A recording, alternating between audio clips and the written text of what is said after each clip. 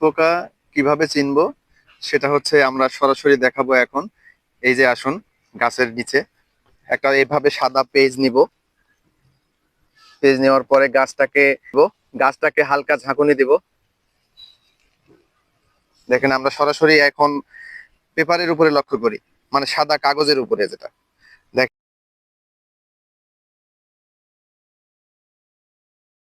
আসসালামু আলাইকুম। আপনারা দেখছেন খুব সুন্দর মরিচের একটি জমি। তো মরিচ গাছের যেই সমস্যাটা কৃষকরা সম্মুখীন হয়, আপনারা একটু যদি স্ক্রিনে খেয়াল করেন, এই যে দেখতে পাচ্ছেন এই গাছটির দিকে একটু লক্ষ্য করেন।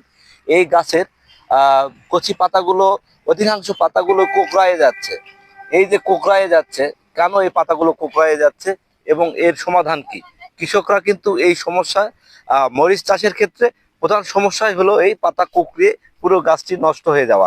আপনারা যে গাছগুলো লক্ষ্য করছেন, এটি হলো আক্রমণের প্রথম পর্যায় এবং এক পর্যায়ে এই আক্রমণটি, এই যে এই গাছটি একটু লক্ষ্য করেন, এই যে দেখতে পাচ্ছেন, আক্রমণ যদি বেশি পরিমাণে হয়ে যায় তাহলে এই যে পাশাপাশি দুটি গাছ দেখতে পাচ্ছেন, পাশের গাছটি একটু লক্ষ্য করেন, এভাবে কিন্তু পুরো গাছটি নষ্ট হয়ে যাবে, একেবারে কোনো প্রকার ফলন আসবে না এবং কৃষকের ব্যাপক ক্ষতি হয়ে যাবে।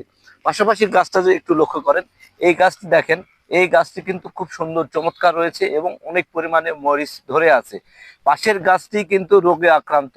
তো এই গাছটি যদি পাশাপাশি অবস্থান করে, এই গাছ থেকে যে কোনো পোকা যদি রস চুষে খায় এই আক্রান্ত গাছ থেকে, এবং রস চুষে খেয়ে এই পাশের গাছটিতে যদি বসে, তাহলে এই গাছের জীবাণু এই গাছে পার হয়ে যাবে এবং এই গাছটি এক পর্যায়ে সেই আক্রান্ত গাছের আকার ধারণ করবে এবং পুরো জমিটাই এক পর্যায়ে নষ্ট হয়ে যাবে। তাহলে এইরকম আক্রান্ত গাছ থাকলে আমাদেরকে অবশ্যই সেই গাছটি তুলে দূরে ফেলে দিতে হবে। ঠিক। তো আপনারা দেখলেন মরিচ গাছের যে থ্রিপস পোকার আক্রমণ। এই থ্রিপস পোকার আক্রমণ থেকে রক্ষা পেতে হলে বা আক্রমণ যদি হয়ে যায়, রাসায়নিকভাবে দমন করতে গেলে কয়েকটি কীটনাশকের গ্রুপ রয়েছে যেগুলো স্প্রে করে আপনারা এটি দমন করতে পারেন। যেমন প্রথমে আমি বলবো ইমিডাক্লোরোফিড গ্রুপের কীটনাশক। এই গ্রুপে রয়েছে ইমিটাপটিডো।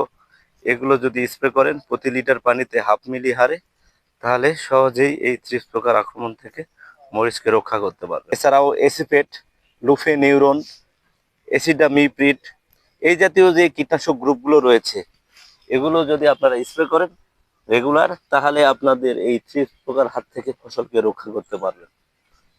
এছাড়াও জৈবিকভাবে যদি দমন করতে চান, সেক্ষেত্রে আপনাদেরকে অবশ্যই 1 লিটার পানিতে 50 গ্রাম নিম ফল 12 ঘন্টা ভিজে রেখে সেটি যদি স্প্রে করেন, এই থ্রিপস পোকার আক্রমণ থেকে রক্ষা পাবেন।